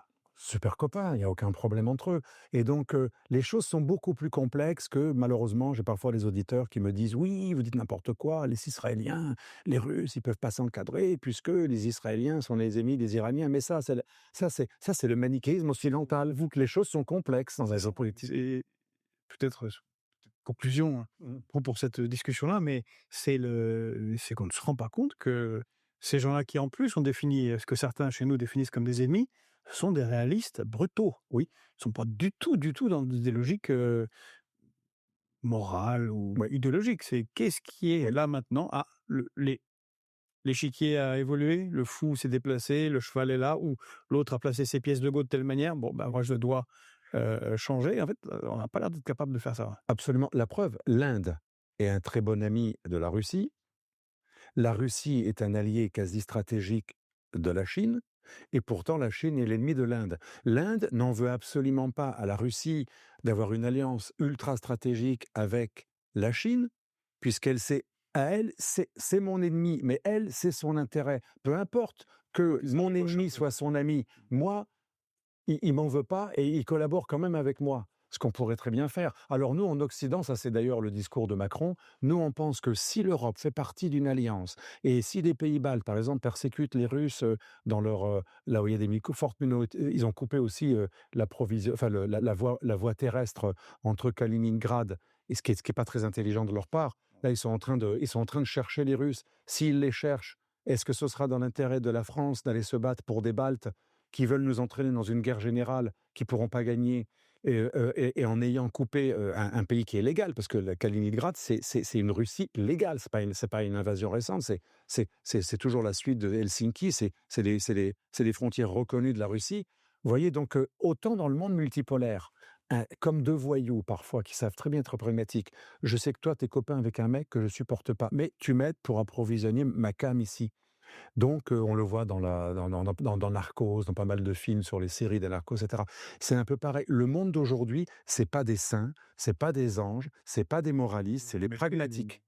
Et nous, on est bêtes parce que nous, on pense que si quelqu'un est l'ennemi de quelqu'un, la Russie est l'ami quand même très traditionnel de la France. Et on a vraiment une très... Moi, je l'ai vu à Moscou, au Centre culturel français, on est allé le soir. L'amour que le Russe de base, la Russe de base ont pour nous, c'est impressionnant. Il y a 50 personnes qui viennent chanter les chansons de Jodassin chaque soir au Centre culturel français de Moscou. Mais il y a plein d'exemples comme ça dans les karaokés. Ils n'aiment que la musique française et italienne. Ils chantent tous nos chants, ils connaissent mieux que nous. Nous, on est américanisés, ils sont plus francophones que nous. Et donc, nous, on croit que si j'ai quelqu'un qui est mon ami, je ne pourrai plus avoir un tel, parce qu'un tel est l'ennemi de quelqu'un qui est dans mon alliance. Dans le monde multipolaire, ils font tous le contraire de ce qu'on fait. Par exemple, la Turquie et la Russie sont d'accord sur rien, mais ils collaborent. Parce qu'ils ont un intérêt à contourner les sanctions, ils ont un intérêt à œuvrer à un monde plus multipolaire, et pourtant, ils sont ennemis en Syrie, mais ils je sont dirais même, ennemis en Libye dans le Caucase. mais ils se connaissent très bien surtout. Ils connaissent très bien. Et comme ils se connaissent très bien, ils savent exactement où est la ligne rouge. Oui, Et ils approchent, mais ils dépassent pas. Nous, on a l'air de plus connaître personne. oui, On a l'air d'avoir des... Bah, d'ailleurs, un autre succès, de la période Macron, c'est que notre, corps diplomatique a reculé de la 2e place mondiale à la 6e. bon, En 8 ans, c'est quand même, un record, ce qui est très grave. exaspérant, et donc c'est des compétences qui disparaissent, c'est des savoir-faire, c'est des gens comme vous qui connaissent bien une zone, qui parlent la langue, et bah, tout ça, c'est jeté avec, l'eau du bain, quoi. C'est assez déplorable, mais c'est logique en même temps, puisque nos hommes politiques en Occident ne sont plus des stratèges. Ils n'ont pas de stratégie à long terme, ils sont que dans le court terme, et ils n'ont pas de diplomatie parce qu'ils sont dans la morale. La diplomatie, c'est parler y compris avec le diable, mais eux, ils ferment les ambassades quand quelqu'un n'est pas d'accord avec eux. Pour conclure, l'anecdote, vous savez, de Squarcini, notre quand même très, très bien informé ancien patron du renseignement intérieur, il reçoit une liste de djihadistes francophones en Syrie qui s'apprête à coordonner des attentats chez nous. Il donne la liste à Hollande. Ah, ça sent mauvais, mais la Syrie, c'est des méchants. Il refuse la coopération. Il refuse la liste, il n'en tient pas compte, et arrive le Bataclan. Et ça, c'est quelque chose aujourd'hui qui est connu, c'est qu'on l'a payé très, très cher. Le refus de pas parler à un méchant. Alors que les Allemands avaient, eux, maintenu leur service de renseignement Et les extérieur Espagnols aussi. en Syrie. Ou les Espagnols aussi. Les Espagnols aussi, parce que depuis l'attentat de 2003 à Atocha, à Madrid, Oui. il y avait beaucoup de, il y avait le fameux El Souri derrière. Les Espagnols savaient que le régime laïque islamiste de Bachar al-Assad pouvait être utile. Avec la Libye, on avait une super coopération quand Sarkozy s'est réconcilié avec Kadhafi. Ça avait beau être un psychopathe, il était utile. Il avait dédommagé les victimes du terrorisme, il avait renoncé au nucléaire. Donc il était revenu un peu dans le concert des nations et on le dégomme parce qu'il y a de la com. Il fallait faire oublier que la France était maquée avec tous les pays du printemps arabe. On était lié à la Tunisie, à l'Égypte et à la Syrie et à la Libye. On était lié aux 4 cibles du printemps arabe. C'était pas à la mode. On n'était pas en vogue. Le Times, CNN nous disait qu'on était des collabos parce que vous vous rappelez, le printemps arabe, fallait dégager tout le monde. Et Sarkozy, opportuniste, virage à 180 degrés. Tout à coup, on bombarde le type qu'on a reçu quelques à peine 2 ans plus tôt, 1 ou 3 ans plus tôt. C'est assez déplorable. C'est pas les stratégies. Nous n'avons aucune stratégie. On reçoit quelqu'un, on fait un accord stratégique avec lui contre Al-Qaïda et pour les flux migratoires. C'est quand même du lourd, c'est important, flux migratoires et Al-Qaïda. Et on le bombarde 3 ans plus tard, alors qu'il n'a rien fait contre nos intérêts. Pareil avec Bachar Parce qu'il faut el-Assad. le faire disparaître. Comment? Pareil avec Bachar el-Assad. Décoré par Pareil, Chirac Bachar de la el Légion d'honneur oui. et qui regarde ses troupes défiler sur les Champs-Élysées le 14 juillet. Oui. Et dans les 2 cas, l'Occident entraîne ou aide ou sponsorise des milices islamistes anciennement d'Al-Qaïda. En Libye, on a pris Belhaj, ancien chef d'Al-Qaïda en Libye, qui avait été entraîné en Afghanistan et en Irak. C'est pas n'importe qui. Belhaj, qui est devenu un milliardaire des trafics des Le migrants. cas de Belhaj, C'est incroyable. sidérant. Il a 3 milliards de dollars, Si et puis la ville est à moitié du temps en Turquie. Si les Français on avait fait un article là-dessus, mais si les Français savaient cette histoire réellement, Ah, c'est on incroyable. aura vendu, on s'est battu pour la démocratie. Un ancien d'Al-Qaïda a été reçu 2 fois dans le bureau de Sarkozy. Nos services spéciaux, malheureusement, ont été Ont alerté. sollicités. Pardon? Ils ont alerté, il me semble. Oui, ont alerté, mais une partie de nos services spéciaux ont été aussi, on leur a demandé de conseiller les milices de cet ancien d'Al-Qaïda pour les entraîner. Et Je Kadhafi, vous dirais qu'ils obéissent aux politiques. ça je peux comprendre, ils obéissent. C'est pas leur. Mais vous vous rendez compte, on a entraîné des djihadistes en Syrie pour faire tomber Bachar al-Assad et avant, en Libye pour faire tomber Kadhafi. Kadhafi a été quand même empalé et émasculé. On lui a coupé le sexe et on l'a empalé après lui avoir foutu des coups de couteau et des balles. Enfin, il a été tué de manière parfaitement djihadiste. Ce sont des gens comme ça qu'on a reconnus gouverneur militaire de Tripoli. Belhaj a terminé gouverneur militaire de Tripoli à l'issue d'une révolution que nous avons aidé à enclencher en détournant une résolution, comme vous le savez, de l'ONU. Et les Russes ne l'ont pas pardonné parce qu'on les a bernés. On leur a dit ce sera juste une exclusion aérienne et ça finit avec un renversement de régime. Et après ça, l'Occident veut donner des leçons de morale. Et moi, j'ai beaucoup de pensée pour l'Afrique, pas pour faire l'antiraciste de service, pas du tout. Mais j'ai beaucoup d'empathie pour l'Afrique. Je m'occupe un petit peu, je regarde ce qui se fait au Congo, au Nigeria, mais aussi en Mozambique. Le nombre de gens qui sont égorgés chaque jour en Mozambique, de plus en plus vers le sud, en Centrafrique, au Congo, où il y a une jonction entre les milices M23 pro-Rwanda, mais aussi de plus en plus des milices islamistes, mais également au Niger, au Tchad, au Mali, au Soudan, le tribut payé par les Noirs africains chrétiens ou les Noirs africains animistes ou même musulmans modérés comme au Darfour, le tribut payé dans cette guerre du djihadisme est terrible, mais personne n'en parle. Le Congo, c'est pas que le djihadisme, c'est surtout les milices pro-rwandaises, mais on est à 1 million, on est à... Pas ce Soudan, on parle pas du tout. Le Soudan, c'est 1,5 million de morts dans le sud, 500 000 au Darfour. J'ai moi-même conseillé à un moment le leader du Darfour, Wahid El-Nour, qui me disait, c'était assez sidérant, il nous dit, dans une interview de Politique internationale, « Mon combat, c'est pour lutter contre l'esclavage, car les gens du Nord nous voient comme une réserve d'esclaves, ils nous attrapent au lasso. » En 2025, la situation de l'esclavage n'intéresse pas l'Occident, alors qu'on traite les Blancs d'esclavage en permanence, la traite des Noirs. Mais aujourd'hui, il y a des Noirs qui sont mis en esclavage par des Arabes ou des islamistes. Personne n'en parle, ça n'intéresse personne.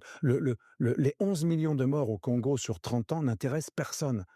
On n'a parlé que du génocide du Rwanda, parce que là, c'était les protégés des multinationales occidentales, les Tutsis, qui nous aident à piller les mines du Congo, notamment de coltan. Vous voyez, tout est lié. Il y a un numéro spécial d'Omerta qui est très, très bon là-dessus d'ailleurs, sur Le le dernier numéro. dernier numéro. Bah, merci Alexandre Merci à vous. Delval. Donc, à nouveau, le nouvel ordre, post-occidental, vraiment, bon, Fréquence Populaire, on vous recommande, cet ouvrage. Merci.